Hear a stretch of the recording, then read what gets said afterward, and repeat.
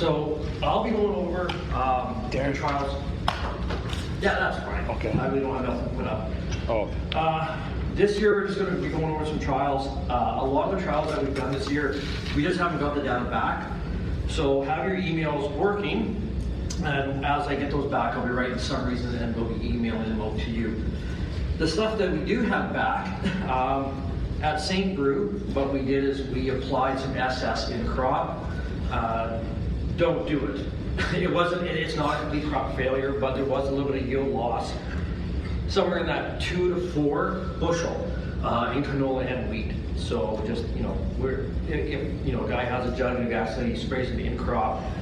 This was sprayed about June, so there will be a little bit of yield loss, but I mean, it is safe for the crop besides that.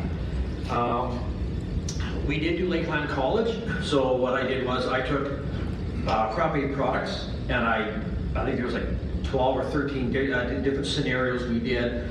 500 mils before seeding, 500 mils in crop, and everything else we could think of. And we did that on canola and wheat, and we're waiting for those back. So that study over there was to see, is there a combination that we're missing? And some guys do ask, can I apply it here, or can I apply it there? This will tell us, so we know for sure we're giving our customers the proper advice. We also did Farming Smarter, so they're out of Lethbridge, and we did potatoes. We haven't heard nothing back from them. They did have a fairly good year down there. We also did Premium Ag at Strathmore, and we did irrigation and dry land on canola and peas. Again, I mean, these companies have multiple companies they work with. So, I can't bug them for this data. We get it when we get it, but I will get it out to you as soon as I have it. In-house trials. So we did some forage trials. We were hearing some very good stuff back on tonnage and better feed quality. So we had Mike up at Meadow Lake. We had a couple of customers up there. We had a customer up at Big River, and we had one by Young, I believe it was, or something like that. We had positive results, but it wasn't the results that I was hoping for. I thought we were really getting lots, but we did move the needle towards the positive side. So we'll be doing those again this year, and because we've heard so much positive feedback from guys with cattle, and I think maybe there's a little more. I have to look into it, but I think it's because we have a really thick root zone there. But we're working on that second year. We also were down in Fargo. We talked to a company down there. They were willing just to try kind of on their own and see how it works out. A lot of companies are like this and these other places. They want to just take the product, give it a trial and see what they see. If it proves out beneficial, then we're in. So we had a company in Fargo do that. We haven't heard nothing back. OAN, Max Ag, of course, again. They're doing some trials with DSS. That was going on this fall, and we're waiting to hear all this back. And then what we also did down in, this is interesting, down in Minnesota. So they applied Crop Aid Plus onto a field of sugar beets, and less than half a mile away there was a field with product, or Crop Aid Plus. And what we found was very interesting. I don't know nothing about sugar beets, and so I was looking into it, and we got some reports back. And on the treated side with the Crop Aid Plus, we had 2.4% more sugar in the sugar beets. To me, that was really nothing, so it's 2.5 or 2.4%. And purity. So when they extract the sugar out of the sugar beets, the purer it is, the less refining they have to do. And on the treated side it was 90%, and the untreated was 80%. And I kind of thought to myself, well, that's kind of whatever, big deal. And then we found out that 10% more purity and 2.4% more sugar equals to about $250 more per acre for those farmers. So, like I said, I wasn't really sure, but that's a $250 more per acre. So now we will be doing testing in down in Minnesota, and I think we're going to do some in Lethbridge as well. So that's kind of it. Also, a lot of us have entered some names in for the benchmarking for the soil test for the SS. So how that's going to work is that the company will be going out and soil testing, and that will be the base. So what we're going to do is go next November, and we're going to do more soil testing, and what we want to do is see if these soluble salts move down and how far. We're having great results with it. It's just something that we want to see. We want to be able to push those down like about 18, 20 inches. If we're not getting that depth, we may increase the recommended rate. But as far as now, the 1 liter an acre has been doing some really good work. And Pat is doing some work out in Alberta. Pat, you want to stand up and just say what you're doing out there? Hey, what I did is one of my clients approached me, a friend of mine, I guess, and initially in 2023, we set up a rotational grazing program for him on a quarter section. And he installed waters everywhere. We took the paddocks into probably anywhere from 2.5 to 5 acres, depending on the type of soil it is there. It's pretty sandy up there. So we ran water lines all over. We got some funding from a group called Alice, which is what they do is they pay for perimeter fencing. There's a creek that runs through his place, so we blocked off the creek. We put across the creek, because it's a Class A stream, we had to apply to Oceans and Fisheries to put a pipe underneath the creek for casing to run a water line to it, so that we never have trouble with that. In 2024, we applied, without any funding, we applied 250 mils of soil plus and a liter of rebound everywhere. And then it was grazed, and then we applied it again. In 2025, we got research money from a group called RDAR, which is Results Driven Agricultural Research. They're from the government and the University of Alberta, but they're kind of by themselves. So these are all farmers that have run this group, and they actually want to see products working and actually get results from them, as opposed to just doing scientific things, in plots, just whole group areas. So in 2024, his calves were born in late April and the beginning of May. So when we processed them November 15th, his calves were 100 pounds heavier than they've ever been. And he weighs his cattle 3 times a year. When they're born, he takes them out to pasture, brings them back, and then when he puts them into the rotational grazing program and after that.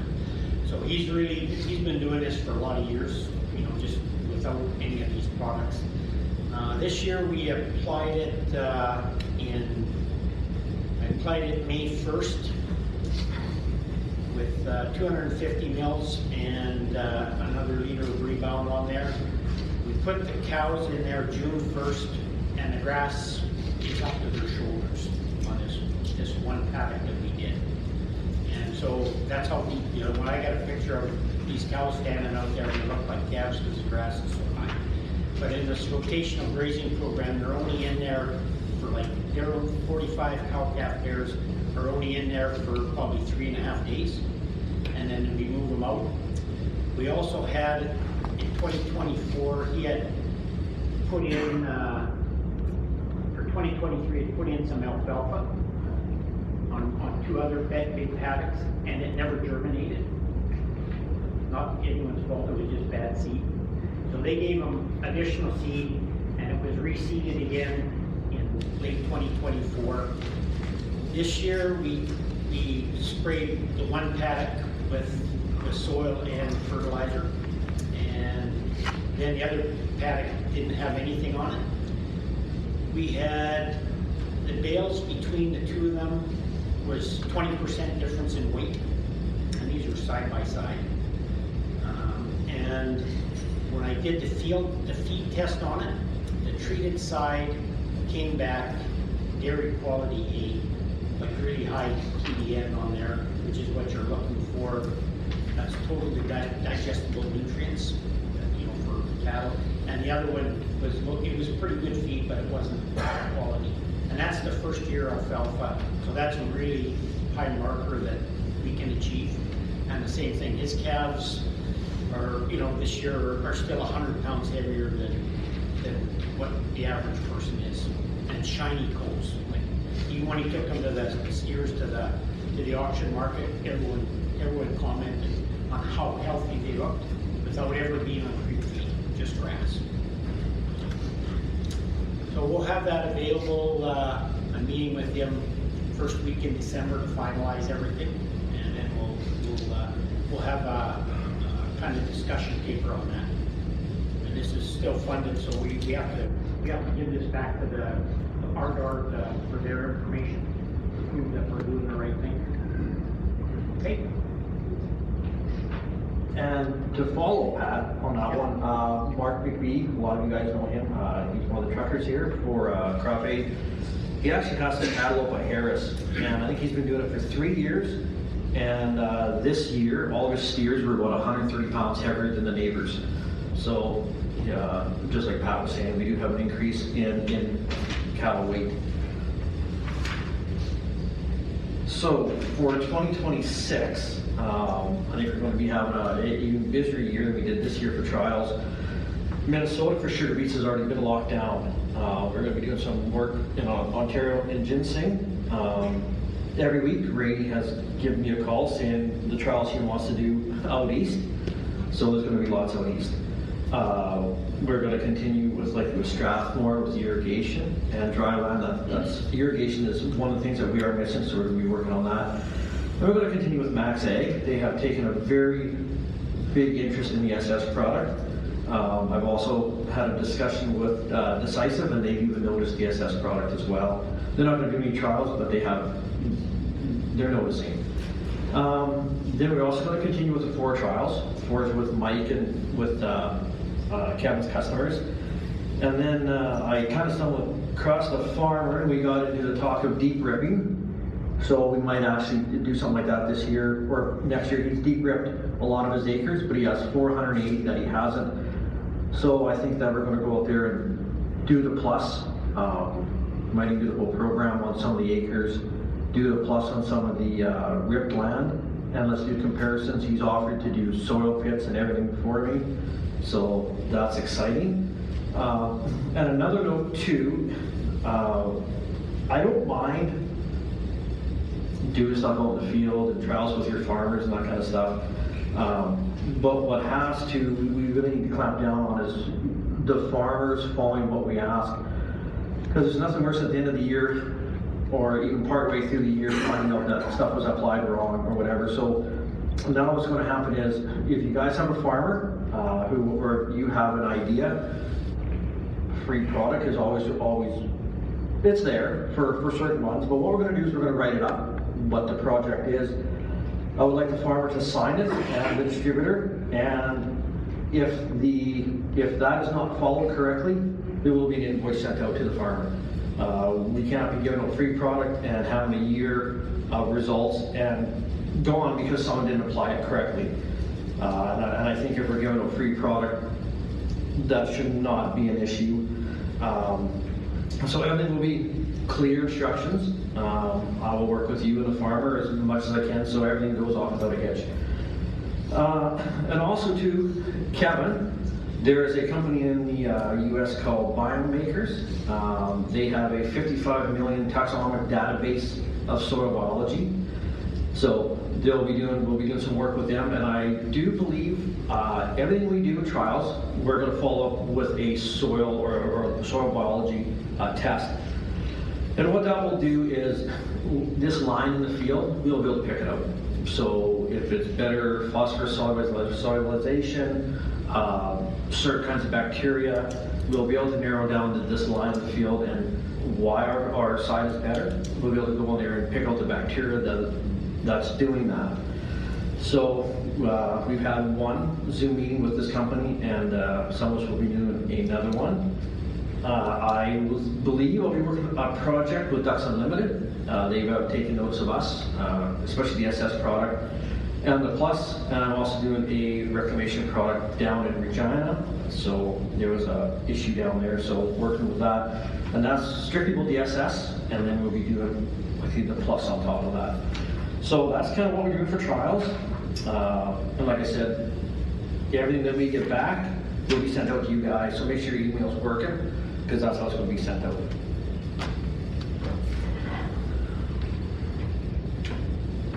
Hopefully this works.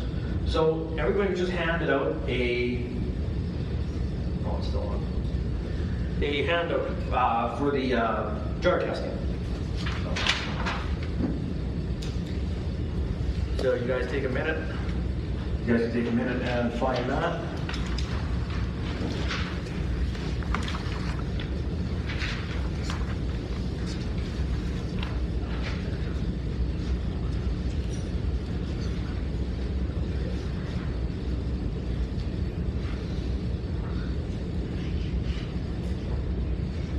That should get right there.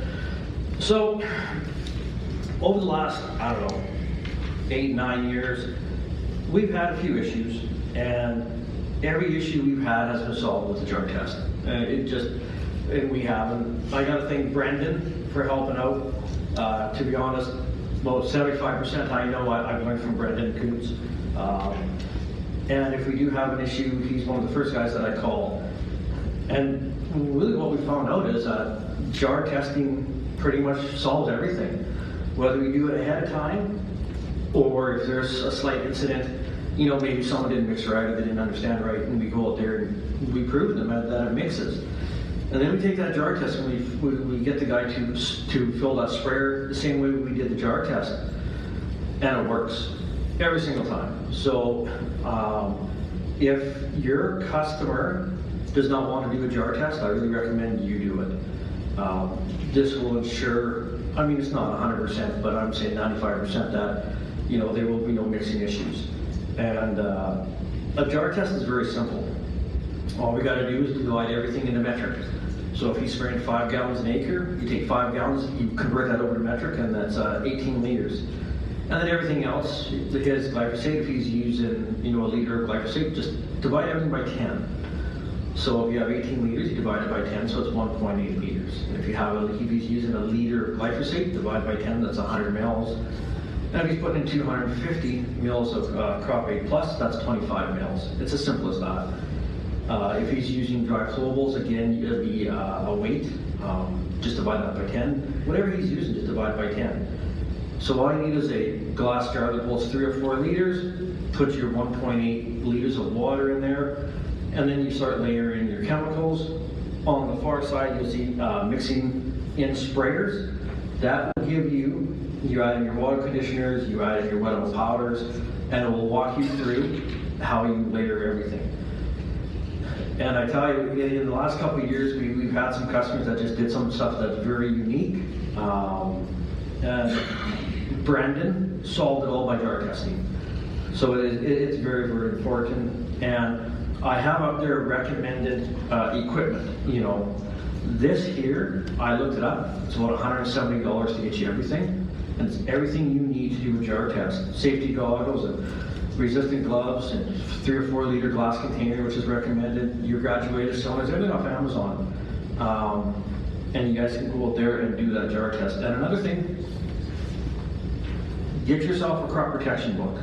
I know a lot of you guys phone me, and I do my best to answer, you know, which chemicals mix with what, but there's so many come out every year, I have a hard time keeping up. So when you text me and you say, well, does these 2 chemicals mix, the first thing that I do is I grab this book. And if it takes me sometimes, you know, half an hour, 45 minutes, or whatever to get back to you, you could have kind of looked it up yourself and maybe got your customer an answer a lot quicker. And then, you know, I can double check that, but you might find something in there. These are like 20 bucks, and sometimes they give them to you for free. But like I said, I'll always look it up for you. But one of the biggest factors in spraying is water. So one customer can be mixing 1 or 3 or 4 chemicals in one spot, and then we can go somewhere across the country and they can be doing the exact same mix. And it's just not mixing quite right, and it's water, plain and simple. So, you know, make sure you guys go, you know, learn about the citric acid and go through that with your customers. Again, you know, if they're doing it right, I would have to say, you know, if they're following chemical mixing and you went over everything with your customer, you've done the jar testing, you likely got about a 99% chance he ain't gonna have a truck, he ain't gonna have an issue. And also too, with the jar testing, that's a great service. And we touched upon, the guys earlier, Rainey and Neil has touched upon selling. But once you sell that customer product, you have to service it. And that's sometimes where you can make and break as well.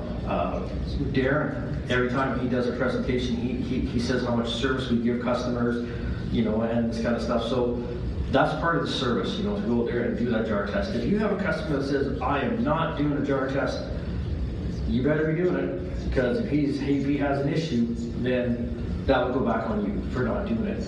I mean, it's some of these big customers, I mean, they do not want to sit down or have the sprayers down for a day or two, or whatever it is. So a 5-minute jar test on site can alleviate everything like that. If you guys have any questions on this, you know, you can give me a call. Even though I call Brendan, please don't call him. He's my secret weapon. And if you guys are still wondering about a jar test, just give me a call. We can go over things. On the back of the page, I kind of have a reaction or no reaction, kind of what happened. Last year we touched upon these incident reports. And unfortunately, guys, if you're sending me pictures, that incident report has to come along. It just does. And the reason being is we have lots of guys here, we have lots of customers. I don't even know what we're up to, but it's a lot.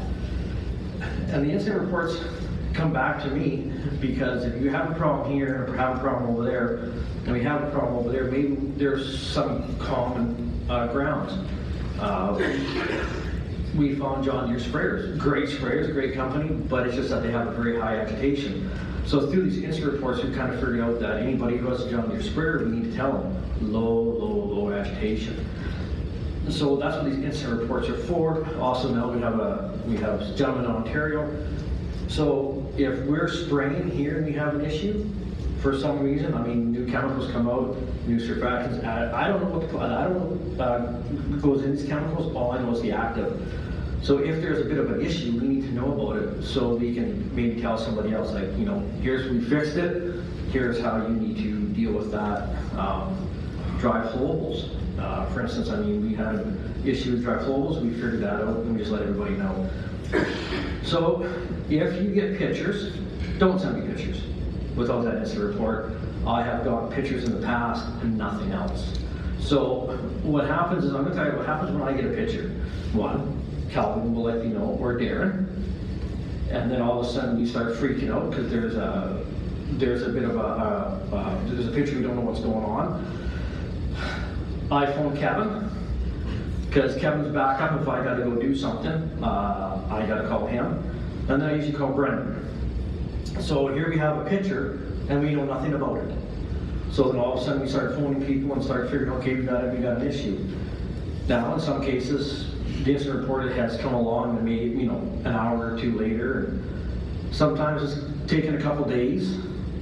So, I mean, what do we do with that picture with no incident report? So, pictures, incident report. When you get a picture, you should be calling your customer right away, not saying I'm busy or I'm at the lake, what happened. Get the full story as much as you can, and then when I call them, I'll get the rest of the story. And that is your customer. I know you guys are representing Crop Aid, but you're also representing yourself out there. So if there is an issue and we're going up there, you will be present. That's your customer. And lots of you guys know I have a kid, week on, week off, and Kevin likes to be at the lake. And if there's an issue, I'll do what it takes to get there, and Kevin will do what it takes for him to get there, but you'll be there also. Our season is from May 1st to about the middle of June. Got 6 weeks. So if something happens, I mean, I just get going. And unfortunately, I know some of you guys have customers, you know, quite a few hours from where you live. So make sure you fuel up. It's not, I don't want to be an ass or nothing, but that's your customer, so we all have to be there. We all have to give them that service. Also in there, it says that, all customers are treated equally regardless of acres or their farm. And in the past, sometimes I get an email saying, this customer's 10,000 acres. To me, it doesn't matter. I don't care whether it's 10,000 acres or 1,000. He will get the same amount of service from us. Now, if we have two customers, one's 1,000, one's 10,000 acre farmer, obviously he's got more acres to do, so he'll let you get priority. But other than that, I don't need to know how many acres your farmer has. We do not sit there and say, well, he's only 2,000 acres, we'll get to him on Wednesday. It's not the case. So we try to build there as fast and as quick as we can.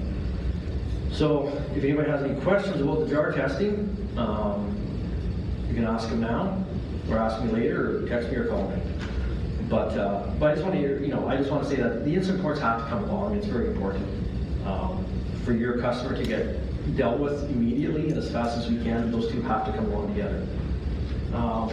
And then what we'll do, if we went through that, we're going to switch to the SS product. I'm going to start out right now asking, does anybody have any questions about the SS product?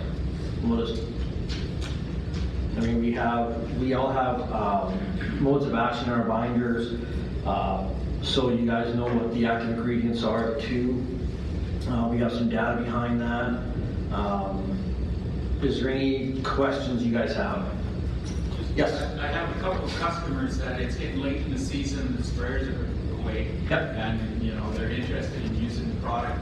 The spring application, has that been done? Oh yeah. In your tests? Yeah, so results? when we tell you spray it on the fall, that is the best time to spray it. That's like, I would say 10 out of 10. If he does it in the springtime, we don't know how much moisture we're going to get, obviously.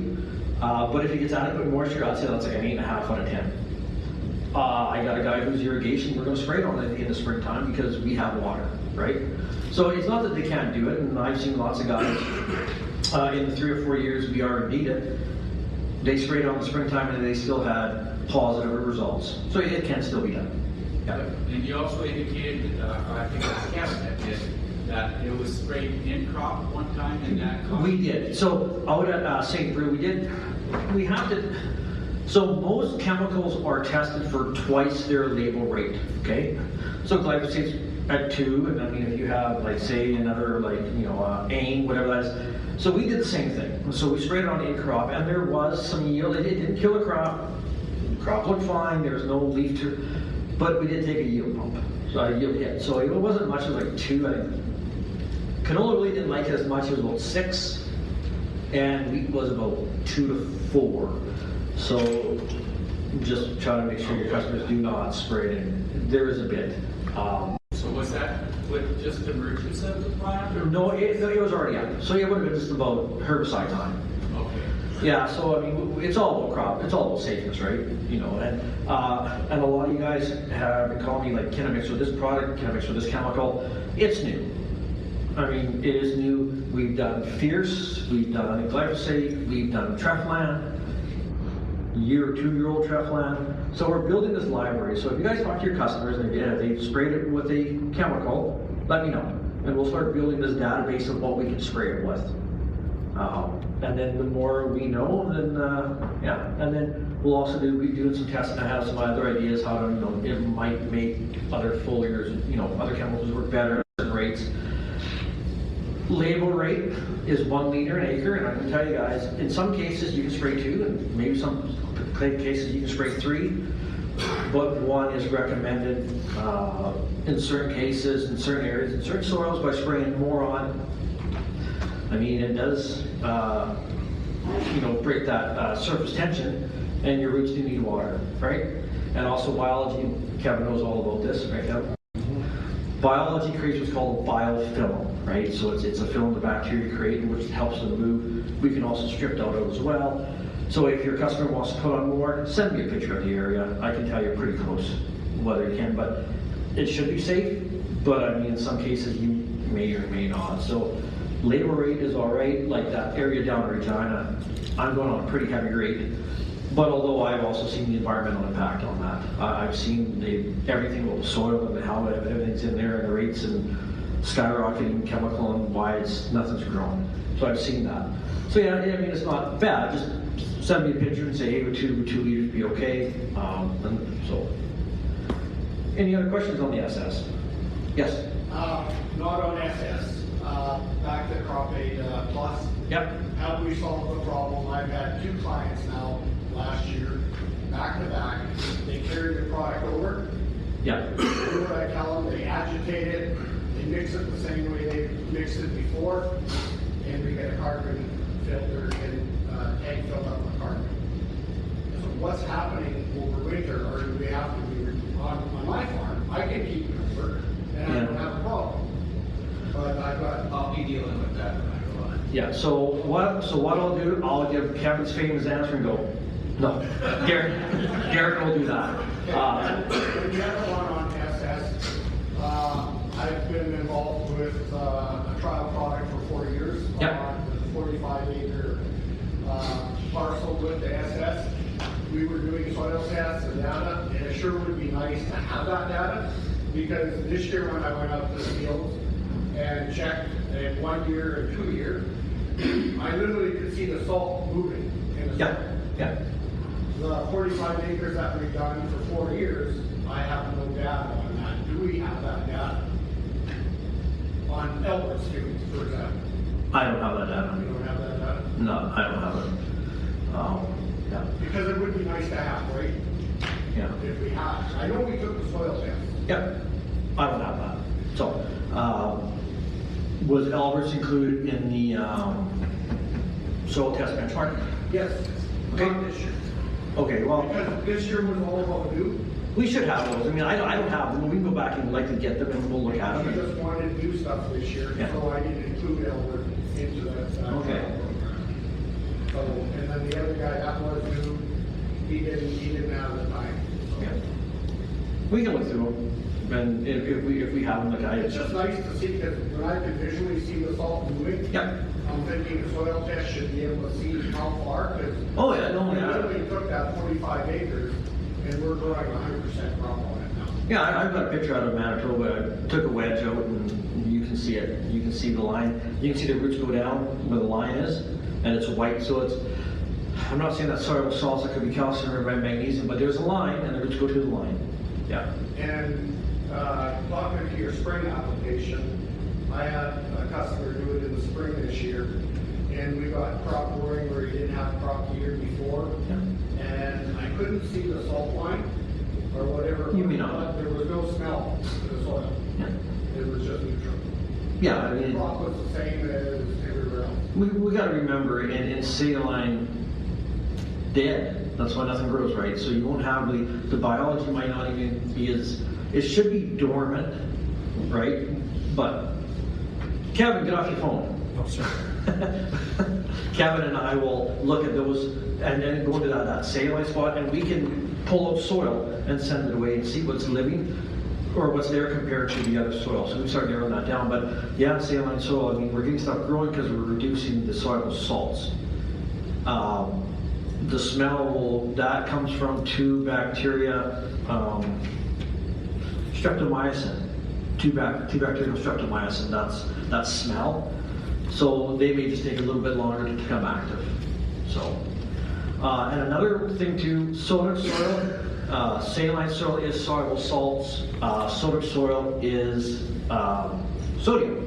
So you have soluble salts and sodium. With the Sodic soils, it's a little bit different process. We need a sulfate to attach to the sodium to get, you get sodium sulfate, magnesium sulfate, or iron sulfate. So we have to do that process first.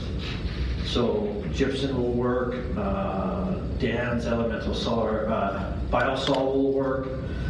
And if you guys read the ingredients on the SS, it is lauryl sulfate. So we have sulfate also in the Pro, and I talked about it last year, and no one caught that. We do have, it's lauryl sulfate, so we do have a sulfate right in the product.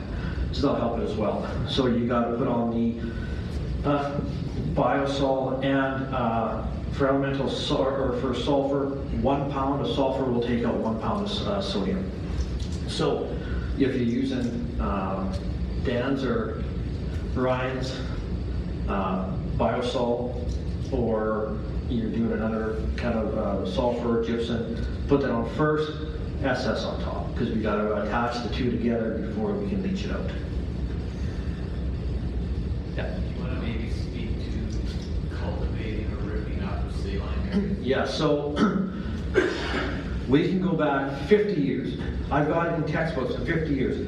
Evaporation is caused, or salinity is caused by evaporation. We don't have to reinvent that wheel, we know what it is. So, down below, like I said before, we have lots of videos on YouTube about salinity and how it all works. 2, 3, 4 feet down, we'll have an impermeable layer. It's a hard layer of calcium, magnesium, and clay, and the water's been going up and down. It's really kind of packed that. Well, your salts are underneath that, and that's where your salts are coming from. So, if you guys rip it, and you guys rip that layer, all hell's going to break loose, because now you don't have that impermeable layer, so the salts come up as it evaporates. Well, if you rip that layer, you have no barrier at all, and every time the water comes up, you're just going to have a massive amount of salt come up. So with this other guy about the ripping, this is kind of how it all came to be. And there are some people, oh, I ripped down 5 feet. Really? Like that's pretty dangerous. So anytime with salinity, you know, guys are saying, well, we're ripping for whatever reason. You just got to remember salinity is caused by evaporation. So if you're cultivating in the springtime or midsummer because they're bored, their salinity will likely get worse. Now I know guys just insist on, you know, working that land up. If it is, do it in the fall time when it's cool out and there's less evaporation. But remember, we've opened that up for next year, and we've been having really good results with guys just leaving it and just spraying it out. We have stuff growing. Almost everybody here has someone using the SS that is now growing without ripping and cultivating. So I would highly recommend them not to do it. And if they insist, you can explain it to them. Or if you want, I can talk to your customer and explain it to them for you. Then it's not you arguing with them, it's me. So I'm pretty good at that. But, so. If you want information on subsoiling, Yeah. John Kodlak has done some with Crop A Plus and that. And he's got some really good results. Yeah, so that's something, I mean, we're going to get into as well more. We say it, so let's prove it. They've been 2 to 3 years with Crop A Plus on their farm. Well, and another thing too, we go about this mixing, and I want to go up here. So you're going to see here, number 2, and under the mixing chemicals and sprayers, and it actually says add water, conditioner, fertilizers, or pH adjusters. So we know some guys add foliars first. Great, you do. We've had some really big customers, and they've said they've done all the tests that they need to do, and foliars go in first. So we've been doing, I've talked to Darren lots about this, and we've done lots of investigation. So this says you can add them first, and by adding a foliar first, it does a couple of things that we found out. It builds a base to load everything else in. So you can put that in, and then we're starting a good base. We're getting a little more water in before we're adding chemicals, which will help us at the end. We know that a lot of our customers, they try to fill a 1,600 gallon spray tank in 2 minutes, which is impossible, but they try. So this will slow them down a little bit to make sure that the product goes in more towards the end. So if your customers are putting them in at the end, then that's fine. If they want to put them in at the start, Greg, you've been doing it for how long? And you don't have any issues either.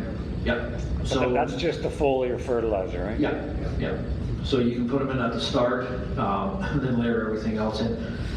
We've kind of known about this for a while, but we just need a little bit more investigation on it before we say anything. So yeah, they can go in first. The one thing I have to say with foliar fertilizer, if you have customers keeping stuff over, like I forgot to rotate my surplus, and I had 2 totes that were left over 2 winters.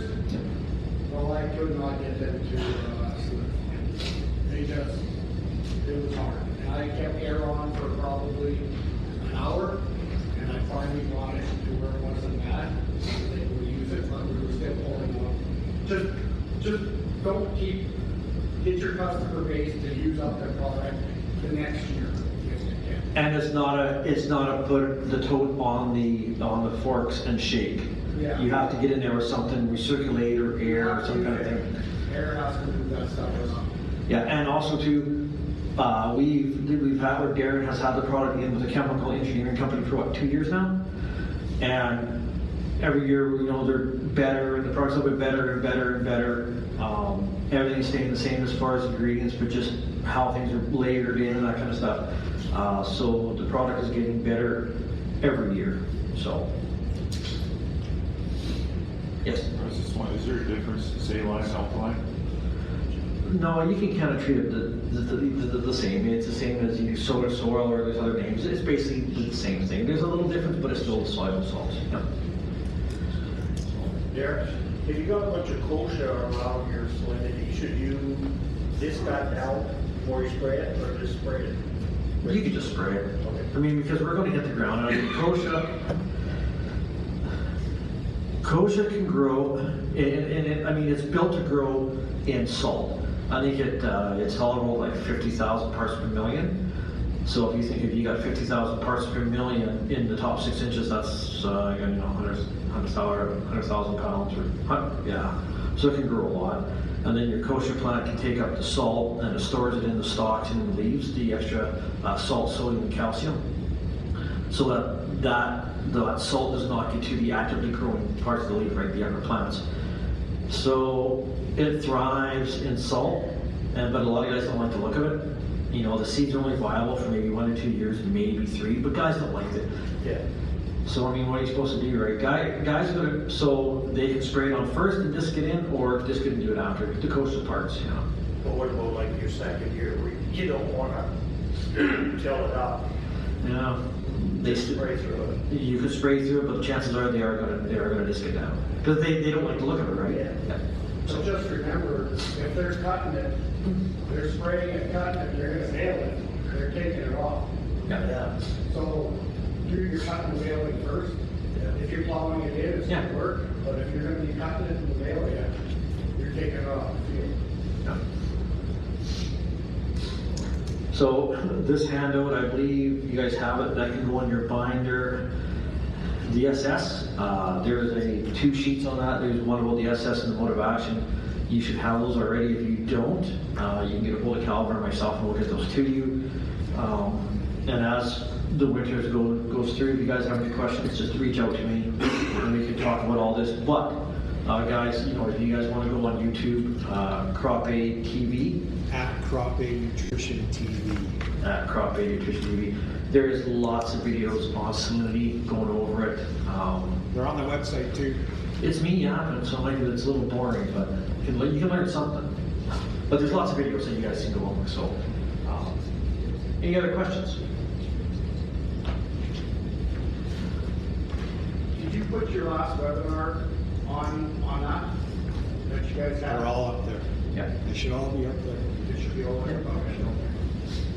Okay, with that, I'll be hanging around here. If you guys have any questions, but I'll hand it off to Darren.